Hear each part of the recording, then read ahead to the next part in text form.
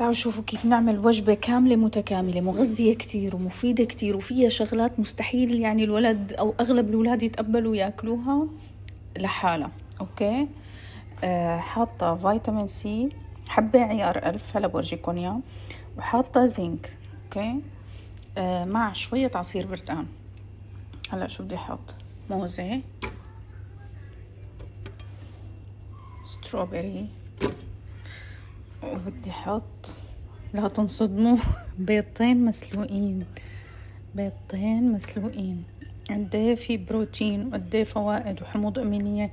وانا بناتي ما بيتقبلوا ياكلوا صفار البيض الا اذا كان مقلي يعني، ومستحيل ياكلوه مسلوق ومو دائما. فمشان هيك في عندي كتير وصفات بعمل لهم اياها بحط فيها بيض مسلوق وما بيحسوه ابدا. طيب وهون شوفوا شو عندي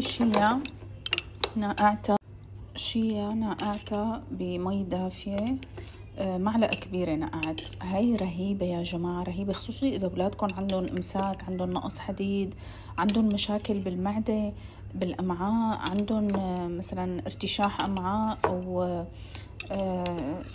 يعني هي رهيبة، أو عندهم حساسية جلوتين، فيكم تستعيدوا فيها وببذور الكتان عن كل شيء يعني فيه جلوتين، تسووا منهم وصفات وخبز وهيك. هي ممتازة كلها فوائد. وشو كمان تعطي هيك قوام الكوكتيل. شايفين أنا نقعتها تقريبا 3 ساعة. هلا حتنصدموا وتستغربوا انه معقول بيض مسلوق كيف حتطلع الطعمه وياع ومدري شو حتبلشوا. هلا صدقوني ما بتبين ابدا، بتحداكم تبين. جربوها وشوفوا كيف. دايما بسويها لبناتي يعني، وكذا حدا مثلا اولاد بيجوا لعنا بسوي يعني، كتير اولاد بيجوا لعنا بكون مساويتها بودينج، عرفتوا يعني. هي مثلا ممكن سمكها حطها بالبراد 3 ساعات 4 ساعات لتبرد منيح، بتجمد بتصير بودينج، او بخففها وبتصير كوكتيل. شوفوا حليب جوز الهند، حليب كوكونات، شايفين؟ بسم الله الرحمن الرحيم. انا يعني خصوصي وقت المرض مستحيل استخدم حليب حيواني، خصوصي وقت المرض يعني. ايه احيانا بيشربوا حليب شوي مثلا او كورن فليكس مع حليب اوكي، اما وقت المرض مستحيل. حليب الكوكونات افضل شيء. كمان بدي احط، استنوا لجيب معلقه نظيفه. هلا عم بحكي بصوت واطي لانه اذا قايله سمعت هالشغلات مستحيل تدوقها، فانتوا سووها بالسر. هدول من العسلات تبعات بابا، هو بيساوي عسل بألمانيا يعني طبيعي 100%. حطيت معلقة ونص صغيرة عسل. أنا ولادي ما بيحبوا الحلو كثير، متعودين. انتوا ولادكم إذا بيحبوا الحلو أكتر فيكم تحطوا أكتر، بس يعني عودوهم إنه شوي خففوا الحلو عليهم، صدقوني بيتعودوا.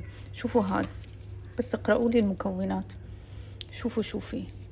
كل شيء فيه عسل، وفيه بولين، وفيه بروبوليس، ويعني كل شيء، جينسينج، كل شيء ممكن يرفع المناعة، يقوي المناعة ومضاد التهابات موجود هون. هذا شوفوا كنت جيبه من تركيا، أنا جايبه مونتي معي. فظيع هذا، بجنن. في منه كمان عسل معجون مع كاكاو، رهيب هداك. بديل النوتيلا، بديل الشوكولا السائل اللي بيحبوها الأولاد، هداك اللي مع كاكاو. شوفوا بسم الله الرحمن. رح أحط شوي مشان ما تصير كتير حلوة كمان. والمكون السحري اللي بخلي الولد ياكل او يشرب اي شيء بالكرة الارضية هو الكاكاو. بستخدم كاكاو خام، النوعية اللي بجيب منها عطول، انا كمان من تركيا بجيب. حتى هون لقيت من هاي النوعية، هاي اورجانيك، ما لقيت منها هلا، فهلا وصيت على نوعية تانية، بس طبعا خام بدون سكر. حطوا قدر معلقتين كبار، 3 معالق كبار، تخفي كل شي طعمات حطيتوها. وهلا شو وين الغطا؟ قال ليكو شو نسيانه احط، بالله ليكو. صار لي قريب الساعة عم حاول سكره الغطا، مندري شو صار له ما كان يتسكر. المهم يا جماعة مو شرط تحطوا نفس الفواكه. هلا انا بالعاده كمان بضيف افوكادو وبلو بيري ورازبيري اذا كان موجود، هلا ما عندي، والافوكادو ما له مستويه. الافوكادو كمان كتير منيحه اذا عندكم ضيفوها. انا حطيت بس ستروبري وموز من الفواكه، وشفتوا الباقي اللي حطيته. هلا بسم الله. ايش ما اشتغل؟ ايوه اشتغل. طيب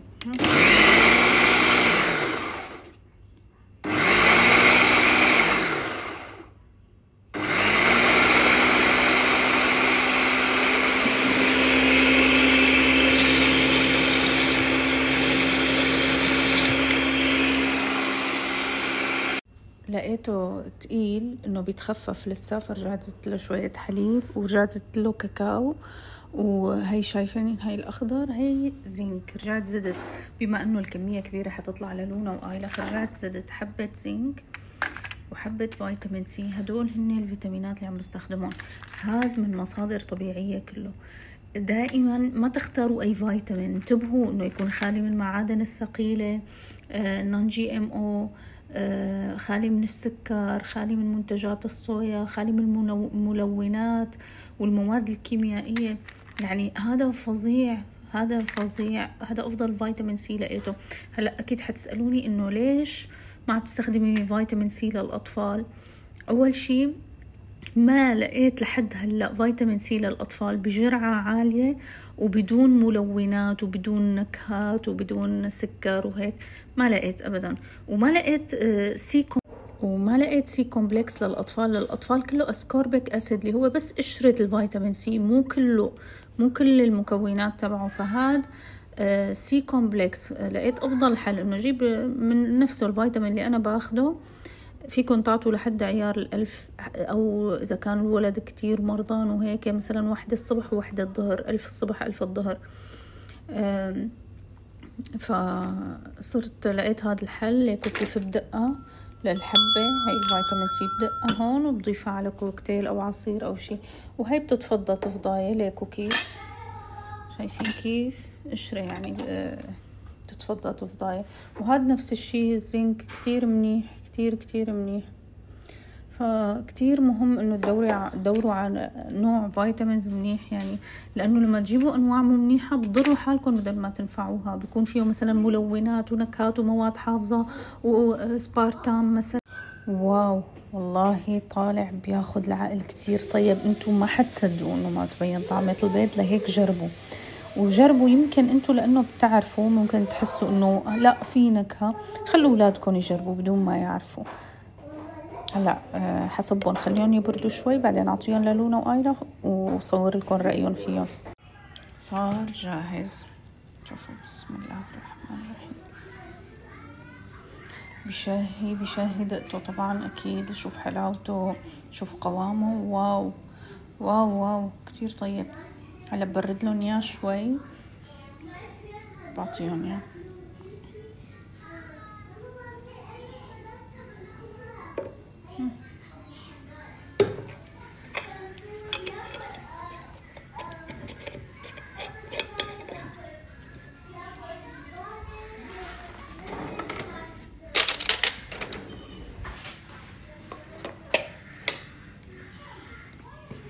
شو رأيكم؟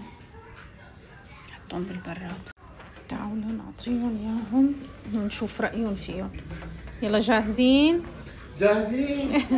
تفضلي يا روحي، تفضلي ايلولي. بسم الله عليكي، بسم الله الرحمن الرحيم. بسم الله عليكي يا قلبي.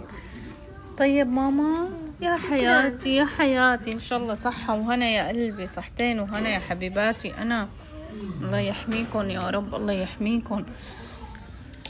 هي أطيب شي بالعالم عن جد. يا حزرك شو فيها؟ شو فيها هي ايلولي؟ فيها ستروبري وشوكليت وكمان بنانا. صح برافو. آيلة انتي شو فيها بتقولي؟ ستروبري ايه شوكليت وبنانا. برافو. وحليب كمان فيها. مو تحبي تفضلي يا روحي. بسم الله. ما طلع هنا. يا روحي، شو تقولي لهم للولاد؟ أحلى شي. ايه يشربوا منها مفيدة. وانتي شو تقولي لهم آيلا؟ ما بدك تقولي لهم سي؟ خلص يا روحي، قولي لهم لونا، انتي قولي لهم اشربوا الكوكتيل اللي بتساوي لكم يا ماما. It's very healthy and very delicious. صح؟ صح. شكرا. انا حكيت، انتي شو بتقولي لهم؟ انتي شو بدك تقولي لهم للولاد اللي عم بيشوفوكي؟ اشربوا الكوكتيل تبع ماما، كتير هيلثي وكتير دليشيس.